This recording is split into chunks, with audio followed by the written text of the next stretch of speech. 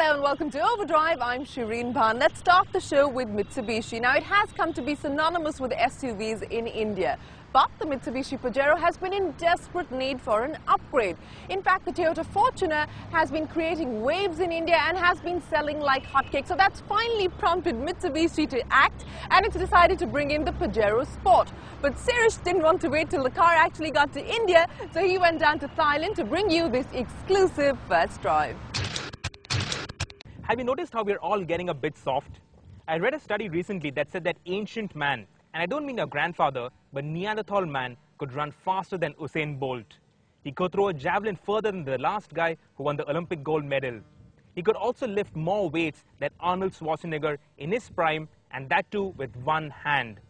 Hell, they even said that Neanderthal woman could lift more than us guys today. And it's the same with cars. Take Mitsubishi for an example.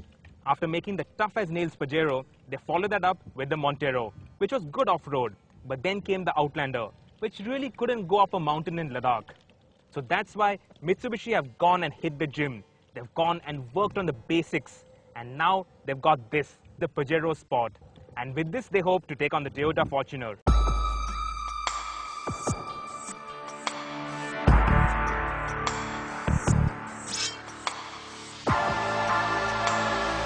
Like the Fortuner, the Pajero Sport doesn't lack street presence.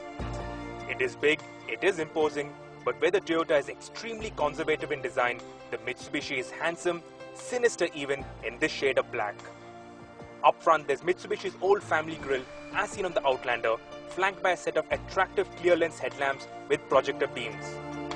In keeping with the traditional SUV formula, there are strong haunches and the wheel arches are properly pumped up, housing chunky 16-inch wheels. But thanks to the ladder frame chassis, it has a high riding suspension setup, and the gap between the rear wheel arches and tires is gapingly wide.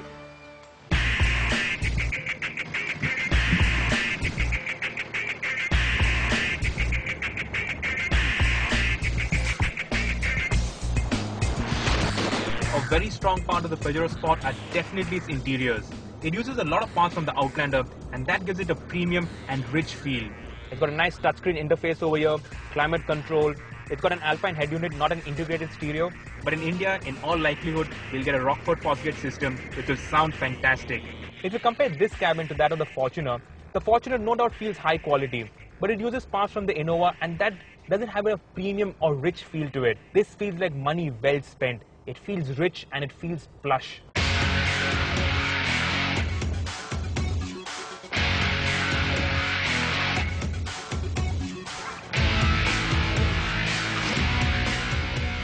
This SUV uses the same 3.2-litre DID 4-cylinder common rail diesel engine as on the Indian Montero.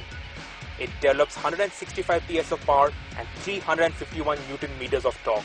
Refinement is only average, while performance is decent, with 100 km an hour taking approximately 13 seconds.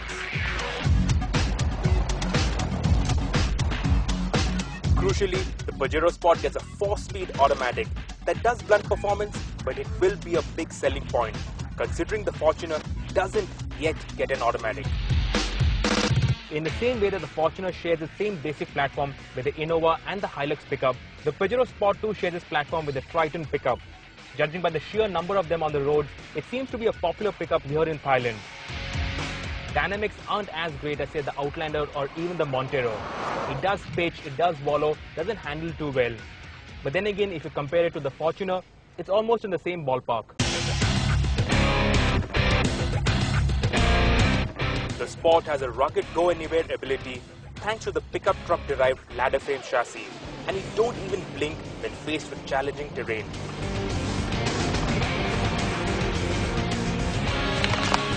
There's a generous 215mm of ground clearance, and with the excellent axle articulation and strong bottom end grunt, she found traction and could keep going even when one wheel was hoiked in the air and the other scrabbling on some loose sandy patches.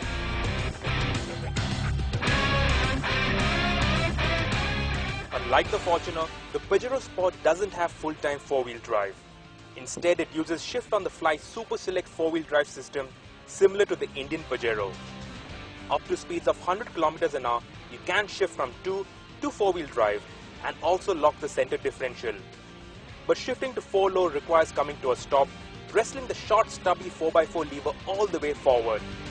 It is an old school affair, but the charm of a genuine 4x4 SUV are these rugged man toys that need a bit of muscle. Goes without saying that Mitsubishi has to price the Pajero Sport competitively. Here in Thailand, the Fortuner and the Pajero Sport are priced identically the same. And it has to be the same in India. But then what do you do with the old Pajero? Where do you slot that? After all, the old Pajero is more expensive than the Fortuner. But what Mitsubishi has to realize that if Toyota doesn't ask for a brand premium, Mitsubishi definitely can't.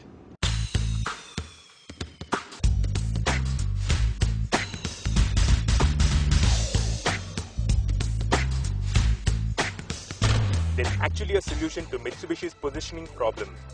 Upcoming emission regulations mean the old Pajero will have to be phased out of metros and will be renamed Pajero Classic and sold in smaller towns. That will allow the Pajero Sport to conveniently slot in its place and at 20 lakh rupees offer the first credible alternative to the Fortuner. Progress is a good thing. For instance, we no longer club our women on their heads, drag them by the hair to the cave and sow our oats. We shave. But there is something to be said for going back to the basics, for being a man, for showing off some chest hair, and for driving a proper man's car. The Pajero Sport, now this is a proper man's SUV. This is no soft-roader, this is a thoroughbred off-roader, and you saw what it can do. In fact, when this finally comes to India, Mitsubishi will have an SUV to take on the Fortuner. Maybe even teach the Fortuner a trick or two.